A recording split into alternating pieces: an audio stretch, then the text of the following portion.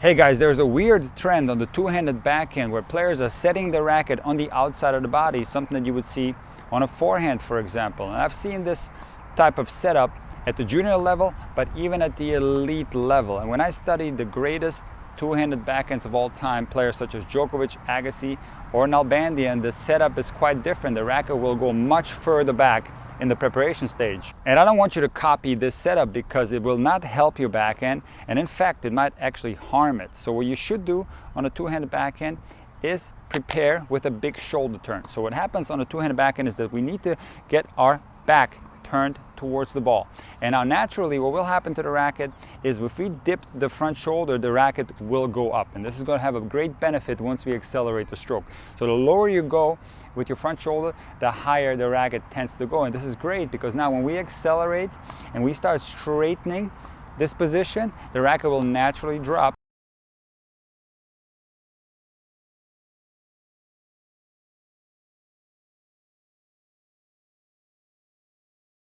So the head of the racket will drop below the handle. And now what happens to the wrist is that the dominant wrist will often be bent in this position. Now what will happen to your two-handed backhand if you don't set it up in the way that I just showed you, and if you, for example, place the racket on the outside like you would on a forehand, this will not work. And the reason why it will not work is because the forehand and the two-handed backhand are completely different shots. I'm sure you often heard that the two-handed backhand is like a non-dominant forehand. So if you're a righty, it's basically like hitting a lefty forehand, and this is not the case because take a look. If I hit a left-handed forehand, this is what will happen. I can place the racket on the outside like this, and now I'm going to initiate the torso rotation with my non-dominant side, and now the racket will lag back, and I'm going to make contact with the dominant shoulder in front. This is going to be the contact on my forehand.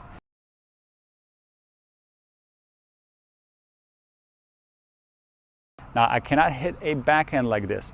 The dominant shoulder will always be ahead of the non-dominant shoulder on the two-handed backhand. We cannot hit the backhand like this. This will be an over rotation. So the rotation is completely different on a two-handed backhand compared to a forehand. There's a delayed rotation. So take a look.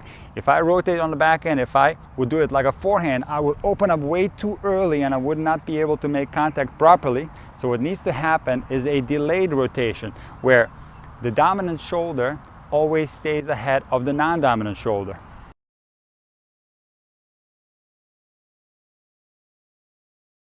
So the dominant side very much leads the way on the two-handed backhand. Take another look. You can see my dominant side is leading the way.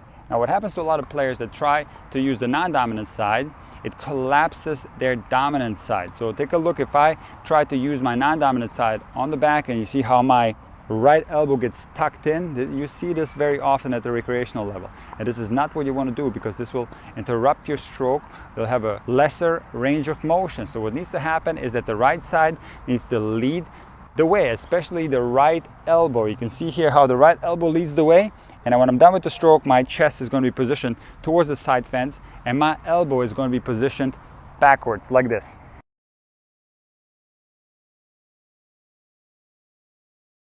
So there's a couple of reasons why this type of take back will not work on a two-handed backhand, and it does work on a forehand. So if I place the racket on the outside on my forehand, I can lead the way with my rotation. So the rotation is going to lead the way, and it's going to happen prior to the forward phase of the stroke. And when that happens, the racket can freely lag behind like this.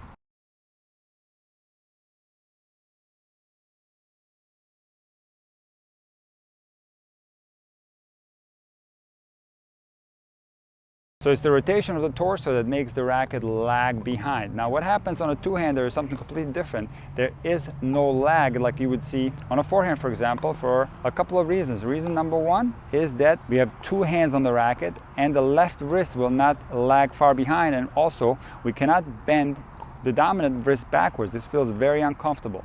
So the wrist will bend down a little bit, but it will not bend backwards.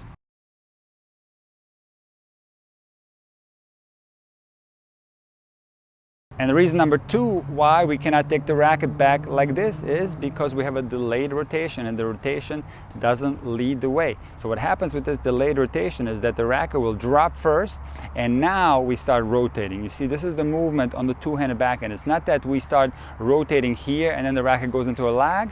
We drop the racket first because we're also going to straighten the torso, and now we start rotating. And as I explained earlier, the non-dominant shoulder never gets ahead of the dominant shoulder. If you take a look at any high-level two-handed backhand, you will see this position at contact. The dominant shoulder will always be ahead of the non-dominant shoulder, and the reason for this is the delayed rotation of the torso.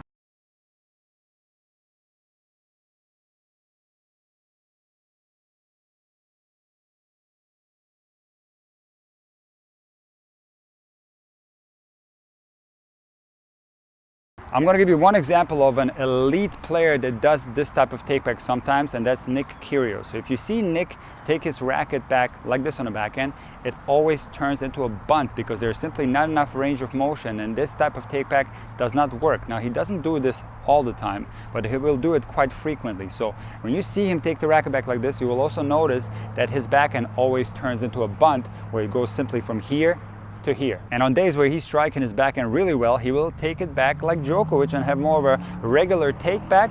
And then interestingly, when he finishes it, he has full torso rotation and gets to completely unload on his backhand. So guys, if we take a look at some of the greatest backhands in the history of the game, which in my opinion are Novak Djokovic, Andre Agassi, and David Nalbandian, we're going to see one similarity, and it is the higher position of the racket head in relation to the handle. So you will see all those guys have the tip of the racket higher than the handle, and that is the perfect setup for the two-handed backhand, because this will allow the momentum to take place where the racket will drop down. This will guarantee the drop. This will not take place if you set the racket on the outside like you would on a forehand. In addition to that, you will see those three guys that I mentioned take the racket further back. So the tip of the racket will point straight towards the back fence. It will not be pointing towards the side fence. So there needs to be a longer take back because there's a different type of rotation on the two-hander. It's a delayed rotation, and there needs to be more range of motion for this stroke to work. So if you want to improve your two-handed backhand, you need to understand that your two-handed backhand is not like your non-dominant forehand. If you treat it as such, you're going to develop some major technical flaws.